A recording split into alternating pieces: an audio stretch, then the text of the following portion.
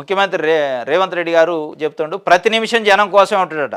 ప్రగతి పదం మా దృక్పథం, శరవేగంగా అభివృద్ధి సంక్షేమం, ఇచ్చిన ప్రతి మాట అమలు చేస్తున్నాం, ప్రజాపాలన అంటే ఏంటో చూపిస్తున్నాం, 20,000 కోట్లు రుణమాఫీ, తొలి ఏడాదిలోనే 50,000 ఉద్యోగాలు, 1 గంట కూడా విశ్రాంతి తీసుకోలేదు, ఆడంబరాలకు ఆమడ దూరం, మున్ముందు మరింత జనరంజకం, నాకు సొంత వ్యాపారాలు లేవు, ప్రజలకు మంచి చేయడం లక్ష్యం అట. మొత్తం ప్రతి నిమిషం కూడా జనం కోసమే అంటుండు. శరవేగంగా అభివృద్ధి అట, సంక్షేమం, ఇచ్చిన ప్రతి మాట అమలు చేస్తున్నారు. ఏడమలు చేశారా? ఇవన్నీ ఏతులు కాకపోతే ఏడమలు చేశారు? 6 గ్యారంటీలు ఇత్తి ఏం అమలైనవి? 6 గ్యారంటీలలో ఒక ఉచిత బస్సు అమలైంది, కరెంటు ఒకటి అమలైంది, పెన్షన్లు పెంచుతున్నట్టు పెంచపాయిది, రైతు భరోసా ఇస్తున్నట్టు ఇవ్వపోతి, ఏమిచ్చిన 2,500 మహిళలకు ఇస్తున్నట్టు ఇవ్వపోతి, కొత్త రేషన్ కార్డులు ఇస్తున్నట్టు ఇవ్వపోతి, ఇంధనం మిల్లు ఇస్తున్నట్టు ఇవ్వపోతి. నేను ఇచ్చిన ప్రతి మాట అమలు చేస్తానమాట. ఏతుల మాటలు ఎందుకు? మేము అమలు చేయలేదు, చేస్తామని అయిపోయా.